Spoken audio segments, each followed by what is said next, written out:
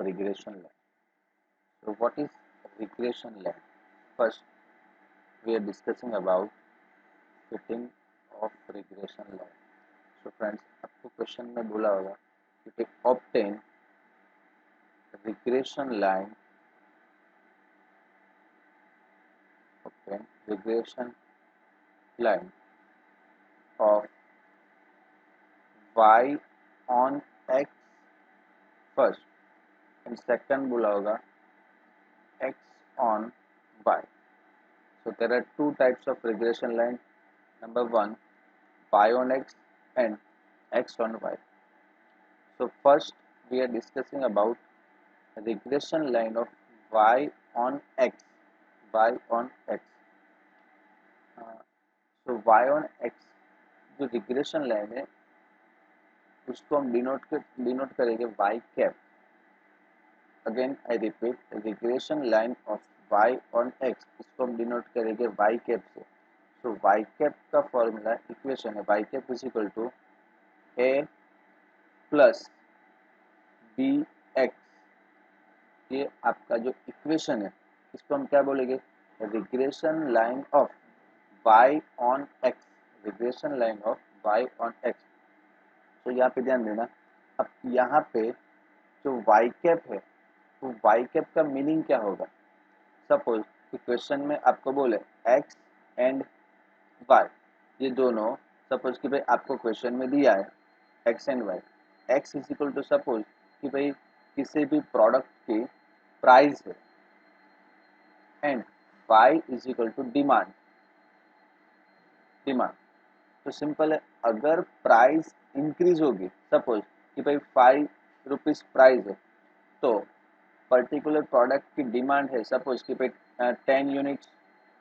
Now price increase हुई 7 rupees हुई तो डिमांड डिक्रीज हुई 8 रुपीज. प्राइस हुई 10 रुपीज तो डिमांड और डिक्रीज हुई 7 यूनिट से. प्राइस हुई 12 रुपीज तो डिमांड हुई सपोज कि भाई 5 प्रोडक्ट 5 यूनिट्स. सो अगर इतने तक आपको क्वेश्चन में दिया होगा. अब क्वेश्चन क्या है कि सपोज आपकी प्राइस प्राइस मतलब X is equal to 15 rupees है. अगर किसी प्रोडक्ट की प्राइस 15 रुपीज है तो उसकी डिमांड मतलब क्या है, वाई. तो उसकी डिमांड कितनी होगी ये आपको एग्जाम में फाइंड करना है. मतलब ये जो y की वैल्यू आप इस इक्वेशन से फाइंड करेंगे तो यहाँ पे जो y कैप है उसका मतलब क्या होगा कि यहाँ पे जो y की वैल्यू आप फाइंड करोगे वो क्या होगी, एस्टिमेटेड वैल्यू होगी. एस्टिमेटेड वैल्यू होगी, अप्रोक्सीमेट वैल्यू होगी. उसकी 100% आपको वैल्यू नहीं मिलेगी. सो आपका ये मेन इक्वेशन है y cap is equal to a plus B H. Okay, तो यहाँ पे मैं डिस्कशन करता हूँ कि भाई रिग्रेशन लाइन फाइंड करने के लिए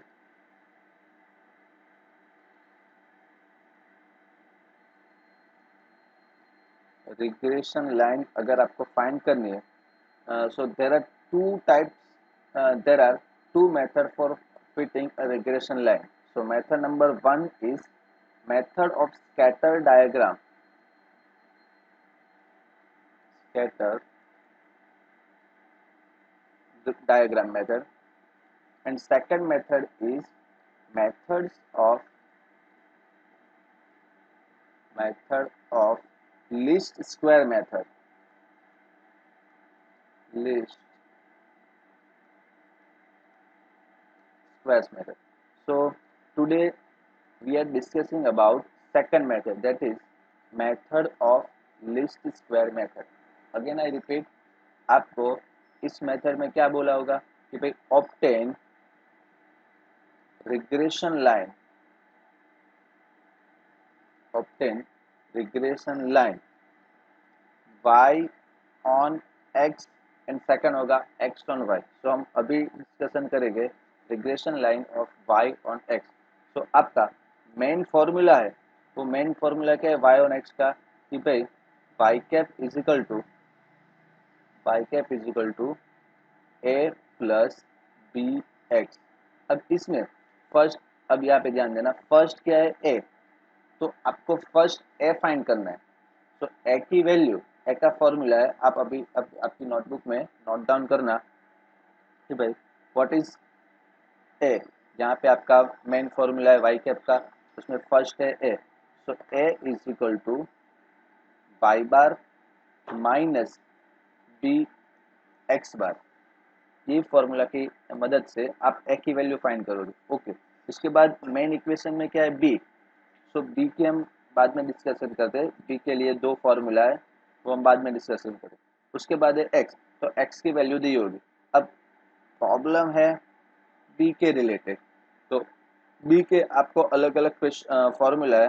तो फर्स्ट बी का एक फॉर्मूला है, मैं यहाँ पे फॉर्मूला आपको लिखता हूँ। B is equal to, first formula है sigma X minus X bar into second bracket Y minus Y bar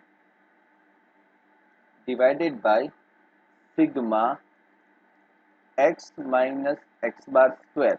ये फर्स्ट फॉर्मूला बी के लिए। एंड बी का सेकंड फॉर्मूला है B is equal to N sigma x Y, N sigma x Y minus in bracket sigma X into second bracket sigma Y upon N sigma x square, N sigma x square minus sigma x whole square. Friends, आप already जो ये B का formula है वो इसके previous chapter that is rank correlation, इसमें आप learn करके आए हो। यहाँ पे थोड़ा सा मॉडिफाई फॉर्मूला की आप देख सकते हो।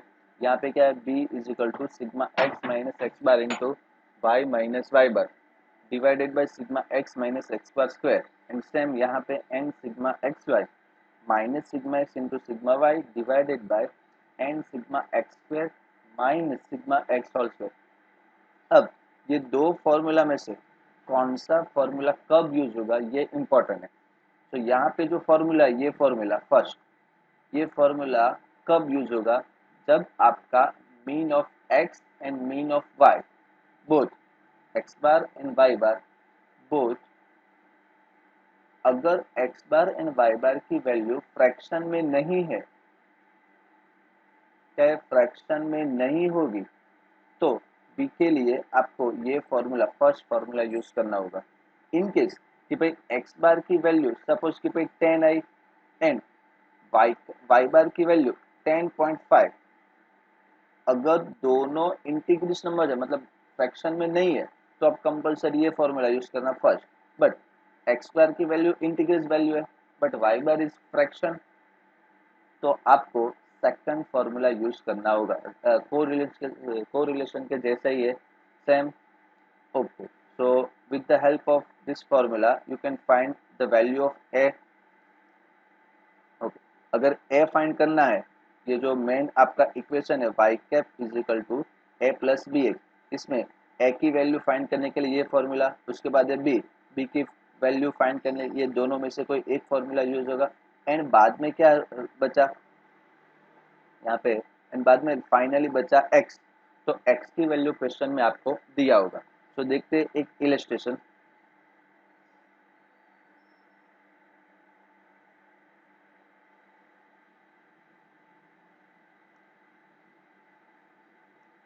Okay, illustration number 1। Friends, question में थोड़ा ध्यान देना, ऐसे टाइप के क्वेश्चन एग्जाम में आपको आने के चांसेस बहुत ही है। Okay, so first illustration read करते हैं। Illustration number 1, the following observation are obtain for life of cars and their average annual maintenance cost of specific model of car of a particular company. Life of cars 2468. Average annual maintenance cost rupees in thousand, that is 10, 20, 25, 30. Obtain the regression line of maintenance cost on the life of car. Also, estimate the maintenance cost if the life of car is 10 years. Okay. So question में आपको क्या बोला है, again मैं यहाँ पे question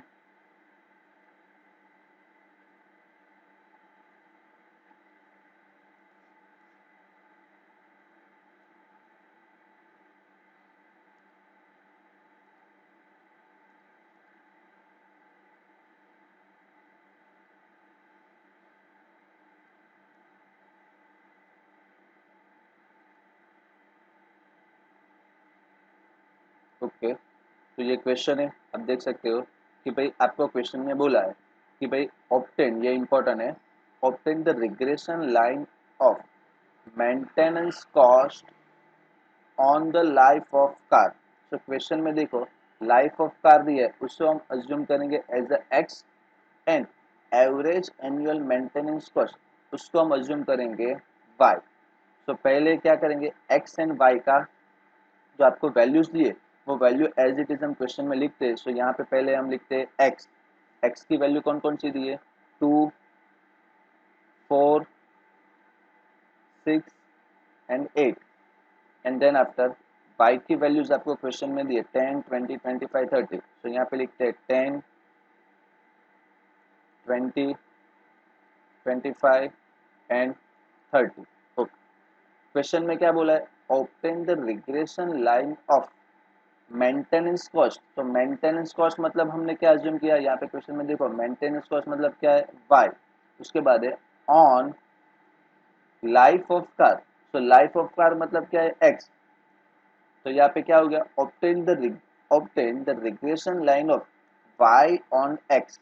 आपको question में कई कई बार डायरेक्ट ही बोला होगा कि भाई रिग्रेशन लाइन फाइंड किए वाई ऑन एक्स या फिर X on Y, but exam में कभी कभी ऐसा भी दिया होगा कि भाई maintenance cost on the life of car. तो अगेन मेंटेनेंस कॉस्ट, यहाँ पे क्वेश्चन में हमने मेंटेनेंस कॉस्ट मतलब क्या अज्यूम किया, वाई, एंड क्वेश्चन में on the life of car, तो लाइफ ऑफ कार मतलब क्या अज्यूम किया, एक्स। तो हमें वाई ऑन एक्स, ये आपको रिग्रेशन लाइन फाइंड करनी है। ओके, तो यहाँ पे मैं सॉल्यूशन करता हूँ, सिंपल है, थोड़ा ध्यान देना फ्रेंड्स। ओके, तो यहाँ पे ये आपका क्वेश्चन हो गया एक्स एंड वाई। तो हमें क्या फाइंड करना है, रिग्रेशन, यहाँ पे मैं लिखता हूँ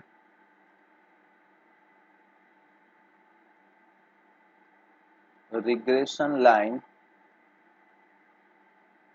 of Y on X, regression line of Y on X. तो वाई ऑन एक्स का मेन फॉर्मूला क्या था, equation Y cap is equal to A plus B X. तो पहले क्या फाइंड करना पड़ेगा हमें, ए। तो ए की वैल्यू यहाँ पे मैं ए फाइंड करता हूँ, यहाँ पे थोड़ी स्पेस छोड़ के आपको ए का फॉर्मूला लिखना है। तो यहाँ पे A is equal to, A का फॉर्मूला याद रखना, Y bar minus B X bar, A is equal to Y bar minus B X bar. So first हमें Y bar and X bar calculate करना है। सो वाई बार का formula तो आपको पता होगा, Y bar is equal to sigma Y upon N. तो sigma Y मतलब टोटल ऑफ वाई, तो यहाँ पे सिग्मा वाई मतलब वाई का total 10 plus 20 plus 25 plus 30 plus, okay, 10, 20, 25 and 30, उसका टोटल आएगा फ्रेंड्स 85। तो सिग्मा वाई की वैल्यू यहाँ पे हम पुट करते हैं, तो sigma y is equal to 85 divided by n, n मतलब number of observation 1 2 3 4। So 85 divided by 4 करोगे तो आपको क्वेश्चन में आंसर मिलेगा y bar is equal to 85 divided by 4, that is 21.25, 21.25। तो ये आंसर मिला आपको वाई बार का। ओके, तो वाई बार तो आपका सॉल्व हो गया। उसके बाद है बी, बी हम बाद में फाइंड करेंगे, और उसके बाद है कौन सा है, एक्स बार। तो सेम एक्स बार फाइंड करते हैं, x bar is equal to sigma x divided by n. So total of x, तो पहले हम एक्स का टोटल करते, 2 plus 4 6 plus 6 12, 12 plus 8 20, sigma x is equal to 20। So यहाँ पे सिग्मा एक्स यहाँ पे 20 divided by number of observation that is 4। So 20 divided by 4 करोगे तो आपका वाई बार का आंसर मिलेगा 5। Okay, so x bar and Y bar ये दोनों फाइंड हो गया। अब फाइंड करना है हमें बी। तो फ्रेंड्स मोस्ट इंपॉर्टेंट थिंग्स कि बी का फॉर्मूला कौन सा आएगा, ये आपको Y bar and X bar ये y बार एंड x बार की जो वैल्यू है उसके ऊपर डिपेंड करेगा। x बार एंड y बार की जो आंसर आया उसके ऊपर डिपेंड करेगा। तो यहाँ पे आप देख सकते हो कि भाई y बार कितना है 12.25 that is fraction and x bar is equal to 5 वो इंटीग्रेशन नंबर है। सो दोनों में से कोई एक भी फ्रैक्शन में आए तो b फाइंड करने का formula b is equal to, most important याद रखना friends, n sigma x Y minus in bracket sigma x second bracket sigma Y divided by n sigma x square minus sigma x whole square. ये formula कब use होगा friends, most important, अगर x bar and y bar दोनों या फिर दोनों में से कोई एक फ्रैक्शन में आए तब आपको b फाइंड करने के लिए ये फॉर्मूला यूज होगा। तो इस फॉर्मूला में क्या है, फर्स्ट n है, n तो हमारा ऑब्जर्वेशन टोटल कितना है 4। उसके बाद है सिग्मा एक्स वाई। तो आपने जो को रिलेशन वाला चैप्टर आपने ऑलरेडी लर्न किया है उसमें जैसे ही फाइंड करते थे पहले क्या होगा, यहाँ पे एक्स वाई, सो एक्स इंटू वाई दोनों का क्या आएगा mister friends, multiplication 2 into 20 2 into 10 that is 20, then 4 into 20 that is 80, 6 into 25 150 and 8 into 30 that is 240।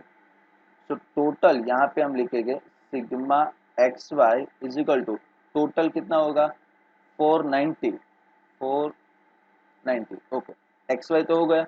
उसके बाद फॉर्मूला में क्या है, sigma x and sigma y.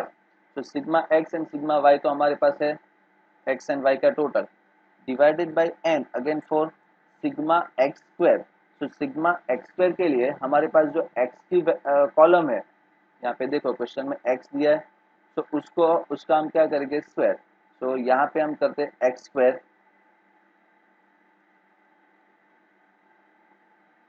तो x square 2 square that is 4, 4 square 16, 6 square 36, 8 square 64। so total of x square sigma x square is equal to 120। Okay, सब आपको question में find हो गया। सो अब पहले हम फाइंड करेंगे b की वैल्यू। सो b के फॉर्मूला में n मतलब कितना है 4 सिग्मा एक्स वाई। तो सिग्मा एक्स वाई मतलब यहाँ पे अब देखो सिग्मा एक्स वाई मतलब टोटल ऑफ एक्स वाई कितना है 490। तो यहाँ पे हम लिखते हैं ब्रैकेट में 490 माइनस सिग्मा एक्स, जो एक्स की कॉलम का टोटल कितना था 20 in bracket 20 into sigma y that is 85। यहाँ पे देखो total of x and total of y that is sigma x y and sigma Y divided by n मतलब 4 in bracket sigma x square. तो sigma x square मतलब total of sigma x square that is 120। तो यहाँ पे लिखते हैं in bracket 120 minus sigma x whole square that is most important. तो यहाँ पे जो सिग्मा एक्स लिखा उसका क्या आएगा स्क्वायर। तो यहाँ पे सिग्मा एक्स कितना लिखा 20, तो 20 स्क्वायर। ओके, यहाँ पे लिखता हूँ 20 square. Okay, so next step 4 into 490 4 into 490 that is 1960 minus as it is 20 into 85 20 into 85 that is 1700 divided by 4 into 120 4 into 120 that is 480 minus 20 square that is 400। okay, continue with next step 1960 minus 1700 that is 260 divided by 480 minus 400 that is 80। so 260 divided by 80 that is 3.25। so finally आपका b का answer मिला b is equal to 3.25. Okay, simple. आप b ऐसे ही find करना. Okay, so b की value हमें मिल गई. ओके, उसके बाद ये जो आपका a का फॉर्मूला है, a, तो a के फॉर्मूला में हम सभी वैल्यू हम पुट करते हैं. ओके, सो ए के फॉर्मूला फर्स्ट क्या है, वाई बार. सो वाई बार का आंसर हमें मिला 21.25. सो यहाँ पे लिखते हैं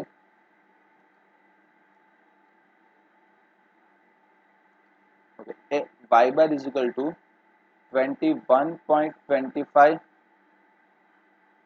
यहाँ पे लिखता हूँ वाई बार की जगह 21.25 माइनस बी. तो बी का आंसर यहाँ से मिलेगा, कितना मिला, 3.25. तो यहाँ पे लिखते हैं 3.25 n into x bar. So bracket में लेंगे, एक्स बार का आंसर कितना मिला, 5. X bar is equal to 5. Okay, so 21.25 as it is, 21.25 minus पहले 3.25 इंटू 5 करेंगे तो उसका आंसर आएगा 16.5. Again 3.25 into 5, that is 16.5. Finally, 21.25 minus 16.25. So finally A is equal to answer मिलेगा आपको 5. ओके, तो अब हमारा जो मेन इक्वेशन था, कौन सा इक्वेशन था कि भाई y cap is equal to A plus B x, ये आपका मेन इक्वेशन है. तो इस इक्वेशन में ए की वैल्यू हमें मिल गई, यस, बी भी फाइंड किया, एंड एक्स, एक्स के बारे में हम बाद में डिस्कशन करेंगे. तो यहाँ पे पहले लिखते हैं कि भाई a is equal to, a की जगह पे कितना लेंगे हम, 5. So A is equal to 5 plus b. So b हमने यहाँ पे फाइंड किया, बी की वैल्यूज कितनी थी, 3.25. तो यहाँ पे बी की जगह पे लिखेंगे हम 3.25 and x as it is रहेगा, बिकॉज हमें एक्स की वैल्यू अभी दिया नहीं है. So x as it is. So आपका regression line that is y cap is equal to 5 plus 3.25x. ये जो आपको मिला वो क्या मिला, regression line of y on x. Simple है फ्रेंड्स. ओके, अभी और क्वेश्चन में एक पॉइंट से देखते हैं क्वेश्चन क्या आएगा. ये तो मिल गया, obtain the regression line on off maintain of cost on life of car. यहाँ पे लिखा है also estimate the maintenance cost. Maintenance cost मतलब क्या है, y. ओके, यहाँ पे क्या लिखा, also estimate the maintenance cost. Maintenance cost that is maintenance cost if the life of, sorry, if the life of car is 10 years. तो life of car मतलब क्या है, हमारे पास x, लाइफ ऑफ कार, इसे हमने क्या अज्यूम किया, x. अगर x की वैल्यू 10 है तो एस्टिमेट में मतलब y कैप. तो y कैप आपको फाइंड करना है, y की वैल्यू एस्टिमेट बेस पे ही मिलेगी. तो यहाँ पे जो आपको ये जो रिग्रेशन लाइन का जो इक्वेशन है y cap is equal to A plus B x, इसमें यहाँ पे लास्ट में जो b दिया है, सॉरी b के बाद x है. तो x की वैल्यू अब हम कितनी पुट करेंगे, x is equal to 10. x is equal to हम 10 यहाँ पे पुट करेंगे तो y की हमें एस्टिमेट वैल्यू मिलेगी. तो आपको ऐसा लिखना होगा कि the regression line putting x is equal to 10, यहाँ पे y cap is equal to 5 plus 3.25 है. तो यहाँ पे putting x is equal to 10. तो आपको 10 दिया है क्वेश्चन में. तो finally y cap is equal to, again लिखते हैं 5 प्लस 3.25 एंड x की जगह पे हम कितना लिखेंगे, 10. तो नेक्स्ट स्टेप में 5 as it is plus 3.25 into आप 10 करोगे, ये दोनों का multiplication, 3.25 into 10 that is 32.5. So 32.5 plus 5 करोगे तो आपका आंसर मिलेगा y cap is equal to 37.5. ये आपका वाई कैप का आंसर। तो again this is so simple friends, आप थोड़ा ध्यान दो तो इस टाइप के क्वेश्चन एग्जाम में कई बार आपको 5 मार्कर के लिए भी 5 मार्क्स के में ये क्वेश्चन आपको एग्जाम में पूछा जा सकता है।